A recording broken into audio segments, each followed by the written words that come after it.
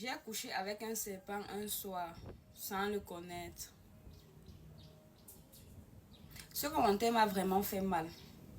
Ça m'a rappelé le pourquoi je ne peux pas avoir d'enfant. Aujourd'hui, je me suis décidée, je vais vous raconter ce qui s'était passé. J'avais couché avec un serpent. Un jour, une amie me fait signe, parce que j'étais dans le réseau des Sugar Daddy. Une amie me fait signe, elle me dit: Samantha, s'il te plaît, habille-toi sexy, tu aimes me retrouver à Bellavi, Makepe. Il y a un gros client pour toi, il va bien te payer. Et en ce moment-là, j'avais un problème de pension, je devais payer ma pension. J'étais toute fière parce que je savais que j'ai gagné le gros lot. Je me suis habillée toute sexy, j'ai pris la moto, arrivé à Makepe, j'ai vu le monsieur. Nous étions avec ma copine et les amis du monsieur.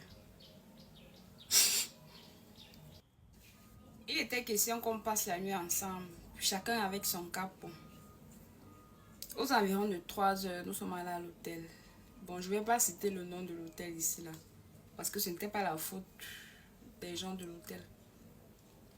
Nous sommes arrivés à l'hôtel. Je suis allée à la douche, je me suis nettoyée. Ensuite, il est aussi allé à la douche pour se nettoyer. J'étais couchée, je l'attendais. Moi, je savais que ça allait se passer comme d'habitude. On passe la nuit, on fait ce qu'on a fait le lendemain. Il me donne mon argent, il me donne la somme pour laquelle nous nous sommes arrangés. Parce que même la somme que j'avais dit, il m'avait dit qu'il va me donner plus. Pourquoi il m'a dit qu'il va me donner plus? Attendez, je vais partir pas à pas. Parce que quand on a fini de se laver, quand nous étions couchés, il m'a demandé le pourquoi je fais ce métier. Il m'a demandé le pourquoi je fais ce métier. J'ai essayé un peu de raconter. Je lui ai dit, je suis seule. Je dois payer la maison, je dois payer mon école, je dois manger, je dois survivre. Donc, je n'ai pas le choix. Il me parlait avec émotion. Il me disait que ton histoire me touche. Une petite fille comme toi, pourquoi tu fais ça? Moi aussi, j'ai cru que peut-être il était touché. Jusqu'à il me dit, je vais te donner plus. Parce qu'on s'était attendu sur 100 000 pour passer la nuit. C'est ma copine qui avait négocié 100 000. Il m'a dit qu'il va me donner 300 000. J'étais dépassée. Je lui ai dit que mais pourquoi jusqu'à 300 000? Il m'a dit non, c'est pour m'aider d'abord pour mon école et mon loyer. Moi, bêtement, j'ai accepté. J'ai dit merci beaucoup, merci. Tu m'aides vraiment. Il m'a dit il n'y a pas de problème. Il va bien me garder. Je ne savais pas ce qui allait se passer.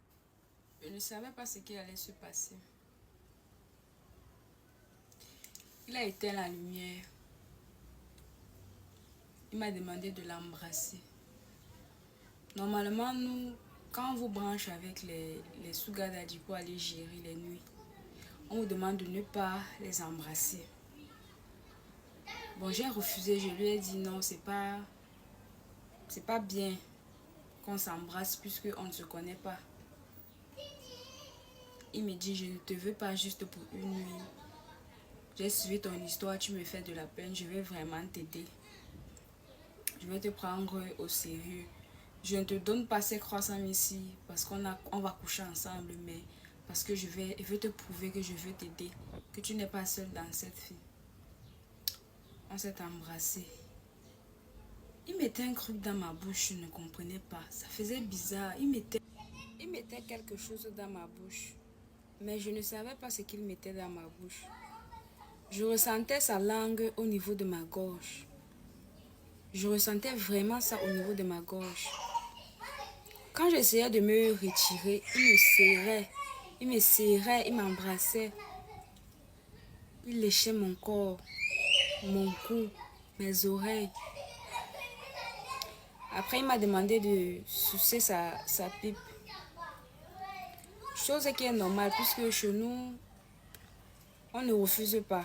Ça fait partie du contrat. Je me suis baissée pour sucer sa bite. J'ai pris ma bouche. J'ai mis sur sa bite. Je me suis mise à sucer, à sucer. Il gémissait bizarrement. Ce sont ces gémissements qui m'inquiétaient d'abord. Quand je suce, la façon de... Ce sont ces gémissements qui ont attiré mon attention. Plus je suçais, plus les gémissements s'empiraient. Le sifflement, ça sifflait. Quand je voulais m'arrêter, il me demandait de continuer. Continue, ça me plaît, continue. J'étais dépassée, mais c'est ma première fois de voir quelqu'un gémir ainsi. Il me disait non, c'est parce que ça me plaît, désolé, c'est ma façon. Je continue, il ne voulait pas que je m'arrête. Il ne faisait que me demander de continuer, j'ai continué. Et puis il me demande de me coucher, qu'il va me faire la chatte. Chose que j'ai refusée. J'ai dit non, je ne veux pas ça, je n'aime pas. Il m'a dit non, il veut bien le faire. Il veut me faire prendre mon plaisir. Je lui ai dit non, j'ai pas besoin. Il m'a dit qu'il doit me faire la chatte. Il voulait me faire la chatte. Je vous assure, j'ai refusé. J'ai refusé. Mais je refusais poliment. Je ne sais pas pourquoi moi-même je parlais si poliment. Parce que de nature, je suis d'abord une fille qui est très agressive. Mais mon corps ressentait le danger. Je ne sais pas, mais le corps ne donnait pas. Je sentais comme s'il y avait un truc qui n'allait pas. Et puis, je me suis laissée aller. Je me suis couchée, il a écarté mes jambes. Il s'est mis à me faire la chatte. Il léchait, il suçait. Je ressentais un goût bizarre. J'avais les frissons. Il me faisait la chatte. J'avais la chair de poule. C'est comme si sa langue était fendue. Je lui ai dit non, s'il te plaît, arrête, ça ne me plaît pas. Arrête, ça ne va pas, ça ne me plaît pas. Il me dit, il y a quoi? Je lui ai dit non, arrête. Il me dit, Samantha, c'est quoi? Laisse-toi aller. Je lui ai dit non, arrête, s'il te plaît. Le mieux, c'est qu'on passe à l'acte directement. Que je suis fatiguée, je veux me reposer, pardon.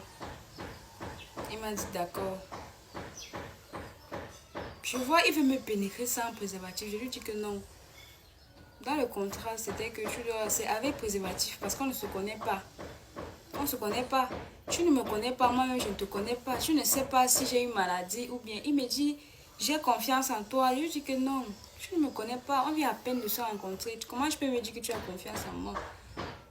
Il me dit, moi je te fais confiance. Je sais que tu es une petite fille, tu ne peux pas avoir une maladie. Je lui ai dit non, s'il te plaît, mets le préservatif. J'ai supplié, j'ai supplié. Imagine, il n'aime pas ça, il est allergique.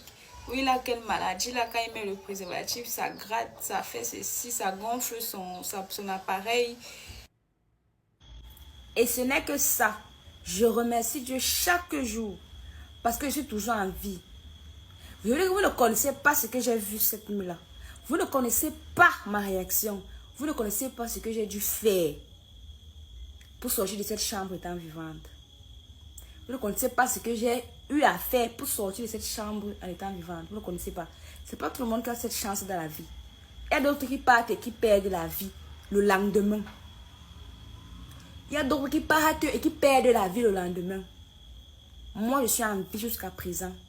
Il est bien vrai que je ne peux pas enfanter. Oui. C'est ce que j'ai eu de poste là-bas.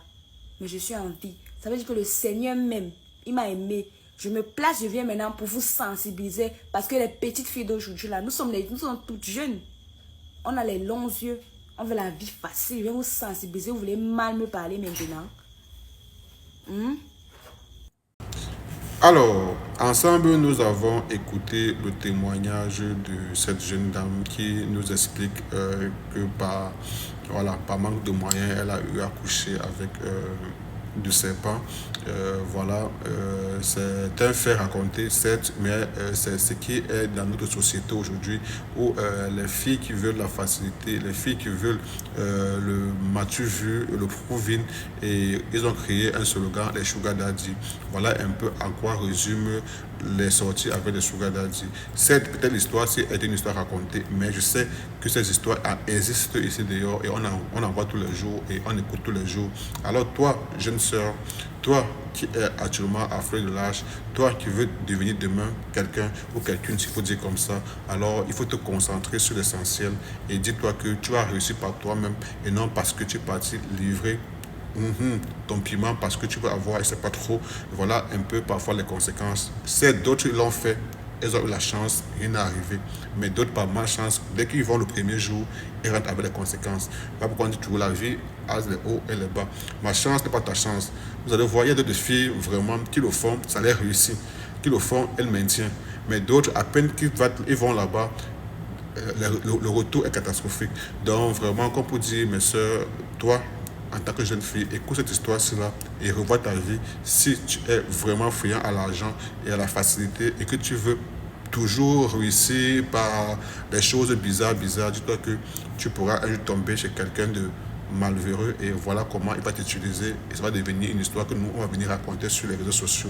Alors pour ce faire, sois prudente et surtout limite tes fréquentations, limite avec qui tu marches parce qu'on dit toujours à force de marcher avec ceux qui ont l'argent et que toi tu es pauvre, tu vas finir par vouloir avoir l'argent et pour l'avoir tu vas devoir entrer dans des portes qu'il ne faut pas entrer.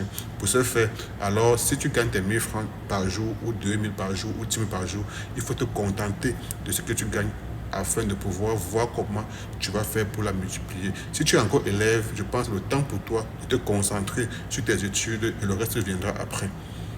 Bref, on va dire que allez alors toujours prendre des serpents, on va venir raconter ça sur Facebook.